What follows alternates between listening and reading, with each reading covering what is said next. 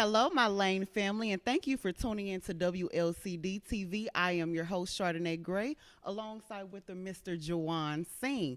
Today on the show, we're having a Mr. Tom Joyner Jr. Thank you so much for coming to see us. Thank you for having me. Okay, how are you doing today? I'm doing fantastic, better than I deserve to be. All righty, that's good. Another day above ground is always That's good. right. That's what I say. So we have just a few questions for you.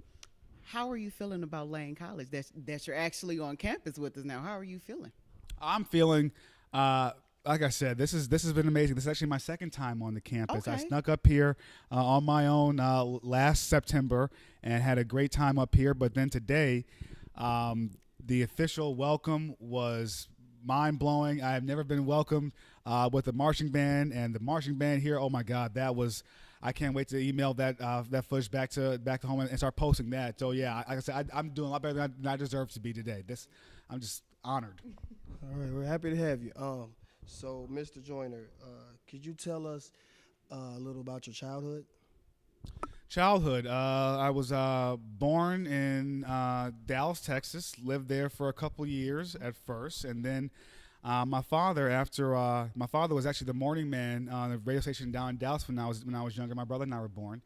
After that, he actually left radio temporarily in 1976 to go work for Muhammad Ali. And when that actually opportunity went away, that's when he got hired by WVON, Voice of the Negro, radio station up in Chicago, Illinois. So my brother and I grew up in Chicago from 77 to 83. My father went through a couple stations up there, WJPC, WBBS, and then he got a job to move back to Dallas to be at a Dallas radio station where he first started out. And I lived from fourth grade on in Dallas with my brother. Wasn't as hot as it is now, but it was exciting being a DJ's father, DJ's son, and especially the time of Michael Jackson, Thriller, Purple Rain, and Prince. The advent of hip hop. Yeah. That was a heck of a time to have a father in radio and have these folks coming through the station, and me and my brother being able to be there and shake their hands and meet them and all that exciting stuff. Oh yeah, I know that's exciting. So how did the Tom Joyner Foundation come about? So my father's morning show, the Tom Joyner Morning Show, that started in 1994, and even though it took off really in 95. The popularity and the number of stations that he was on was just going through the roof. And at the time, my father, as has always been, it's part of his DNA, so to speak, to be an activist, to affect change when he can. And he had an idea to put some purpose in the party, so to speak. What his idea was in 96, 97 really, was at the time, 900 numbers were, a popular thing. Dial 1-900-XBC to press 1 to speak to this member of NSYNC. Press this number to speak to or Miss Cleo, something like that. We had one of those to raise money for scholarships. We thought that we wanted to raise money for something. My father and I were not experts in any kind of medical field, whatever, but we knew HBCUs. He went to Tuskegee, I went to Howard.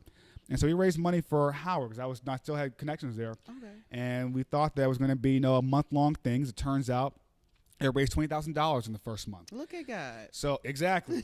And so the next month we want to do it again. My brother was still a student at Florida A&M University, so I called him and I said, hey, you can connect me with somebody down in the administration office. We can feature them on the radio station.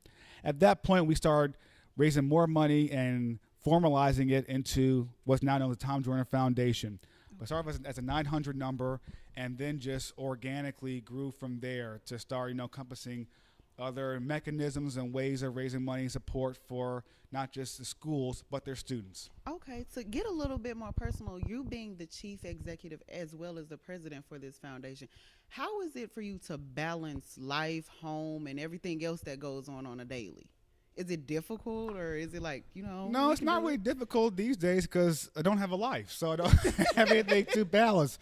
Wife and I have we have a 11-year-old daughter and a 6-year-old son. So they're about to start school in 2 weeks. So, yeah, when the work day's over, we're shuttling them back and forth to practice and that kind of stuff, but also being able to keep in contact with with everything through these smartphones. But yeah, basically it is on a daily basis trying to find new ways to support HBCUs and their students, And on the in the evenings, just keeping my eyes and ears open for results, ideas, and other types of opportunities that we can go and take advantage of. Okay, so to piggyback on saying you stated that you attended Howard University, do you mind sharing with us your experience when you attended Howard University? Oh yeah, definitely. I don't mind sharing it all. Those were the best years of my life, or maybe they say that those are among the best years of my life. I have a wife and kids too, so no, they've been also part of the best parts of my life. But I loved Howard. I was there from '92 to '96. I know school started here yesterday. One of my best memories of freshman year was 2 months in, because in '92 the Malcolm X stuff was really big. The X caps and the X shirts and all that. Yes, sir. And all of us, our whole dorm, going down to U Station to see Malcolm X the movie on opening night. From there, I was at Howard during O.J. Simpson. I was at Howard during the Million Man March. So I was at Howard during a really turbulent but great time for HBCUs. Freaknik, Black College Weekend, Bayou Classic, all that. So, yeah, I had like I said, that's why I don't mind telling it all. I hope not to brag about, but no, Howard was just, that was just one of the best decisions I ever made in my life. I was supposed to be there for like a semester or for a year, but I knew by the end of week one that I was home. That was home for me. That was all right. So with the partnerships, charities that you all are partnered with, is it possible for elementary to high school students or even college students to volunteer at those places? Oh, yes. And even though the funds that we raise are primarily for college students, now freshmen on, and by the way, that also includes non-traditional students, online students. We don't necessarily, fortunately, we at the Joyner Foundation do not think of students that necessarily, being young, attractive like yourselves. They come in all shapes and sizes these days and ages. Like HBCUs, period. We are here to further the advancement of our race and of our people and provide opportunities. So with that said, one of the best opportunities that we have, which will be coming up again in about 8 weeks, is the Joyner Foundation Full Ride Scholarship, where we offer a rising high school senior scholarship to the HBCU of their choice, full ride, tuition and fees, room and board, books for up to 10 semesters. And that will be announced again around beginning of October, and students will have from then until around MLK Day to go to TomJoynerFoundation.org and submit the application. Okay, and another thing that I feel the viewers will really be interested in is the Reach Media Inc. Since media is so needed, do you think you could tell them just a little bit more, so to where they would know how to reach you and things of that nature? I understand the question. Say it again. Tell us a little bit more about the Reach Media. Oh, okay, yeah. So Reach Media was and is a dream come true for my father. My father has been in radio for almost 50 years now, and my father started off in radio. He started off local station in Tuskegee. From there, he had been doing various types of duties, shifts, and gigs. Whether it was traffic, afternoon drive, eventually the morning drive, the coveted part. And from there, being able to stay down and eventually get his own syndicated show. But ownership of what he did was always, first and foremost, and that's just, that's a goal for all Black America, for us, to own our product, to own our destiny. And so after the Tom Joyner Morning Show, became, it took off the ground, Pop had the leverage and the opportunity to go in and take control of his destiny, so to speak, and basically take control of his show. Reach Media Incorporated was founded as the parent of the Tom Joyner Foundation, but like I said before, also to inform and empower African Americans through various other types of media programming, whether it's through radio, social media, internets, events, any other type of emerging platform that's out there today. That's what we are, we are primed to be able to still support African Americans. Like my father always says, we super serve our audience. Father's never really been interested in crossover, that kind of stuff. My father is a product of the Black Power movement. He got into radio through protests. It has always been about, informing, empowering, and do what he can for our people. Well, that's good. Thank you so much. Okay, my next question is, where do you plan to go from here? I got a 6:55 flight back to Dallas tonight. That's the last flight, unfortunately, to Dallas. But I think you mean in terms of with the foundation. Yes, sir. Yes, sir. The foundation. I would like to. That's a good question, and that's a deep question. I'm not sure if if we were trying to keep this just topical, but no, you're fine, brother. Where I see the foundation going right now is to uplift and do everything that we can to keep HBCUs thriving and their doors open. And I use the term doors open figuratively. It's a new day with education. I'm not sure how much longer brick and mortar institutions are going to be around. Whether it's online, basically on-demand education, it is where technology is going. But whether it is through education, through entertainment, through whatever, everything goes through apps now.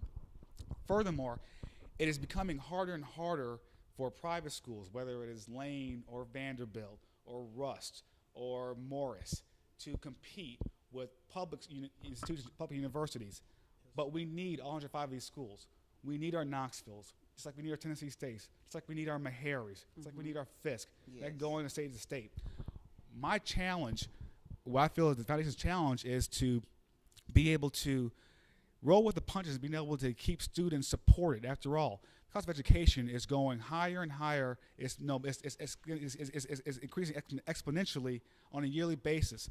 We were doing this 15 years ago, and if we gave a $2,500 scholarship on the radio, depending on where you went to school, that could cover tuition fees for a semester and possibly books, especially if you went to a public school and you were an in-state resident.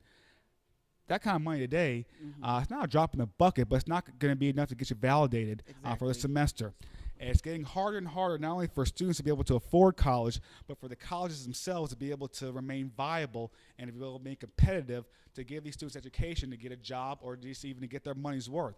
And that's where we come in, to do all that we can. And you say, where I see us going, I see ourselves fighting and still working, still coming up with out-of-the-box solutions, both, traditional and non-traditional solutions to not only attract funds, attract support, and attract students to these schools.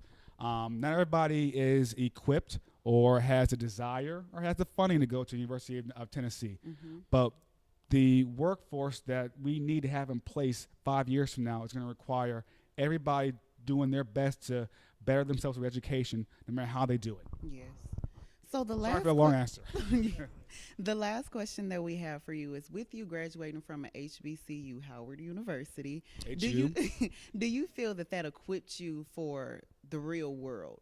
Do you feel it was a little bit harder for you to fight, against the people that had degrees from Ivy League schools or PWIs? Do you feel it was a little bit harder, or do you feel you were prepared because you went to the Howard University? The answer to the question, both. I did feel like I was prepared because I went to Howard University.